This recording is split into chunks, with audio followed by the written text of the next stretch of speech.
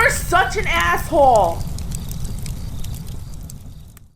Whoa, whoa. How you kids doing? AsselConsulting.com. Hey, Assel, I'm a 37-year-old male, currently living in Dallas. I'm single, never married, with no kids, and realize now how awesome that really is. I'm from Chicago originally and moved down to Dallas in 2012 with my girlfriend at the time for 5 years. In Dallas, I slept, walked through life, dealt with a relationship that was never going to work. Obviously, due to being in her frame, since moving to Dallas was for her.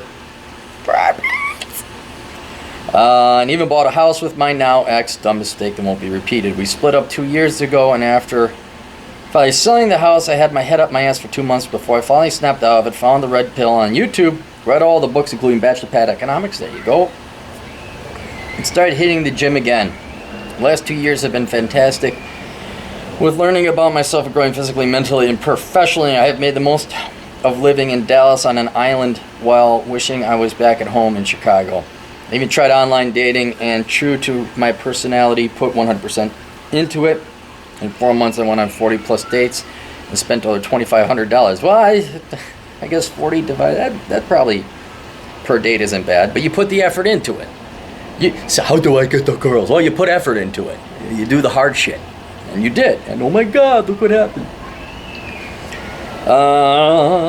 When the experiment was over, I was exhausted and realized that for me, dating right now is just not worth it. I'm choosing to focus on the gym and my career, almost as if there was someone who also recommends that. Oh, geez.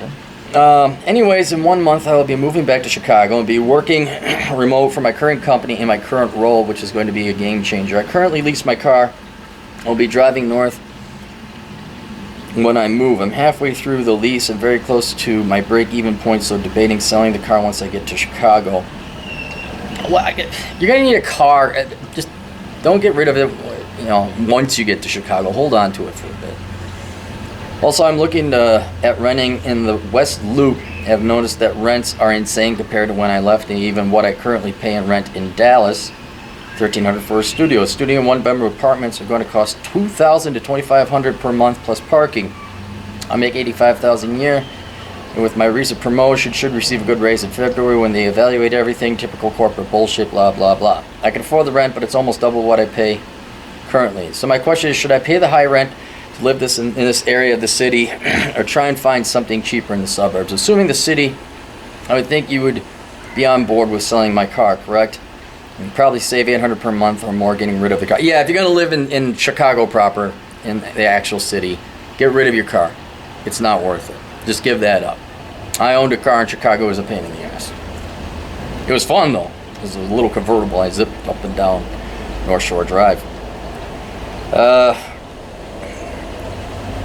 As also for context, most good areas in Chicago that a single 37-year-old would live in are $3 to $4 per square foot for rent, so really focused on the West Loop since my friends left and the city are there and can save on Ubers, etc. by being in the same area we would hang out.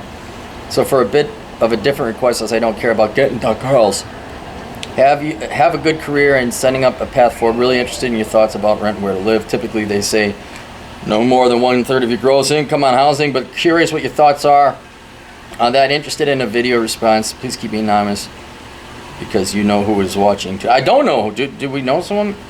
So I had a couple other things, questions like, well, why Chicago? If you can work remotely, why don't you do reconnaissance? You might want to read Reconnaissance Man anyway, because all you've done is Chicago and Dallas. And I understand going back home after this expedition into Dallas is a good way to reset, but I don't even know if you should necessarily set up shop in Chicago.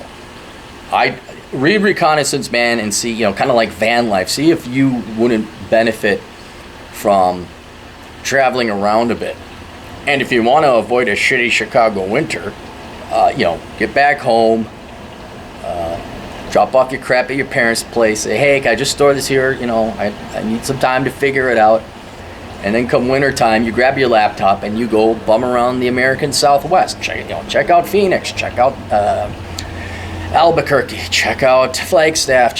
Flagstaff is cold. I wouldn't check out Flagstaff in winter. Check out Sedona, check out Prescott, check out Vejas, check out,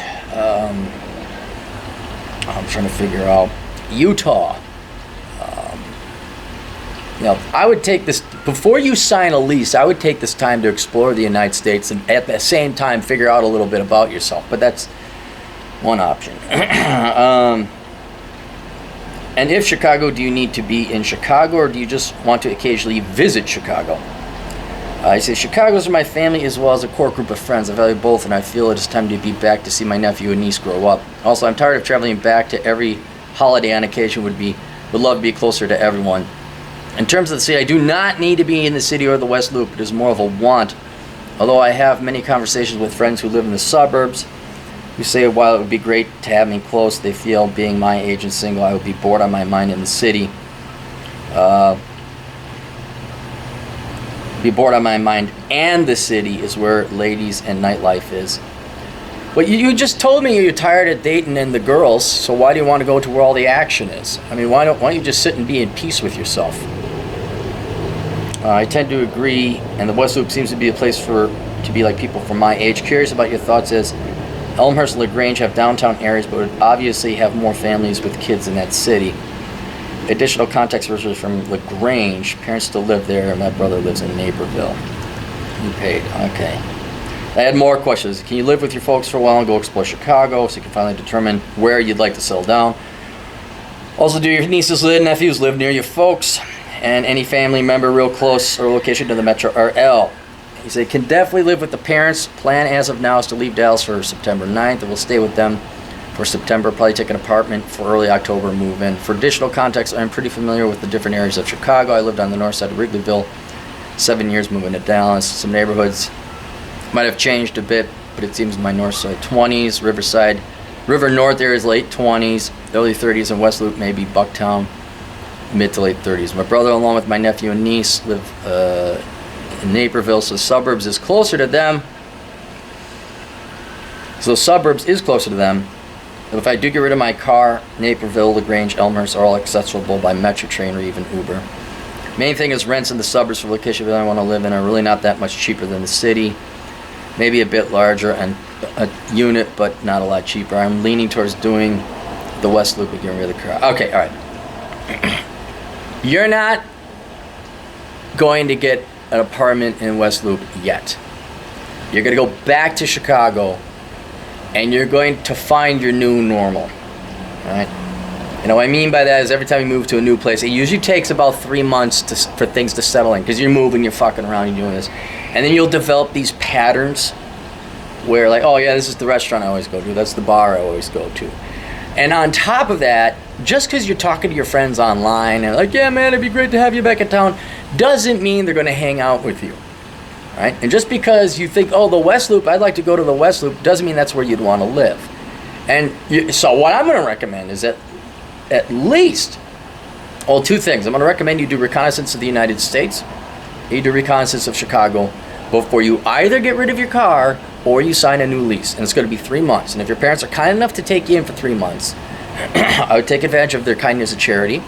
I would not get rid of your car, so you're still able to drive and check out other things, go visit your nieces, because if you're going suburb to suburb, you don't want to F with the metro and all that. But then, at the same time, all right, you're within shot. If you want, you can go downtown, either with the metro or the L, or if your car, because sometimes at night it's all right. It's not too bad at traffic. But you're going to move back in September, and now you want to know what apartment? No, dude. You don't know how your friends have changed. You don't know how Chicago has changed. You know on paper maybe you'd like the West End, or the West Loop, sorry. You don't know that for sure. You need eyes on the ground. And so what I would do is spend at least 3 months back in Chicago, do what you want to do, work, visit your friends, visit your nieces, and then the answer will become more apparent. You'd be like, oh, I thought I wanted to live in the West Loop, but then go look at apartments. Go take a look at some apartments. Like, holy cow, are you nuts? And you think, oh, I thought I wanted to be. I used to live in Lincoln Park, and I thought I wanted to live in Lincoln Park, but holy cow, are those girls at, not Loyola, what was the, DePaul, are those girls ugly? I don't want to have anything to do with that. I mean, I remember going back. Halstead and Fullerton was a great little neighborhood. And I went back, I'm like, what the hell happened to this place? The city changes, as you know. And then your friends, you're going to find out, like, oh yeah, they want to hang out. Oh, I'm too tired, Jim. Oh, yeah, it's great to have you back. And you won't see that guy in 2 months. You'll bore your nieces. You'll piss off your brother. Like, geez, enough with seeing the nieces. They want to go do something else. And you don't know what it's going to be until you get there and you figure things out. And then I think you'll be able to make a much better and informed decision if you live with your folks for 3 months. You go and do some reconnaissance in Chicago, and then you'll know that what the answer is there, like which neighborhood you want to live in. However, I would also strongly recommend that you go the other direction. You go west. Go to Denver. It just seems to me I should have asked you this question, but have you lived in other towns? Have you visited other towns? All you know is a cold, albeit very amazing culture of Chicago. I'll grant you that, but it's a Marxist leftist shithole. That's another reason you may not want to go back there. And Dallas, which is a fun southern town. I like Dallas. But there's not a lot surrounding it. Well, there's Fort Worth, but it's just kind of like, all right, I guess Midland's that way. I think you need to expand your horizons a little bit. And if your folks have your crap and you have a car, you don't have that much, I go, and you can work from remotely, I think it would pay you great dividends. It'd be more than well worth the $50 you paid me. This is why I think I would more than earn my keep on what you paid me. I would go and check out other towns. I mean, do like a month-long road trip, man. Go read Reconnaissance Man. See exactly what I'm talking about, how to pull it off. You got the money, you can do it. You got the freedom, you can do it. That's the main two things you can do. And so once you get your bearings straight and you get resettled back in Chicago, I think before the snow really starts falling, you go check out some other southern towns. You go check out Colorado Springs. You check out Grand Junction. That's a nice town. Moab, it's expensive. Yeah, drive through it.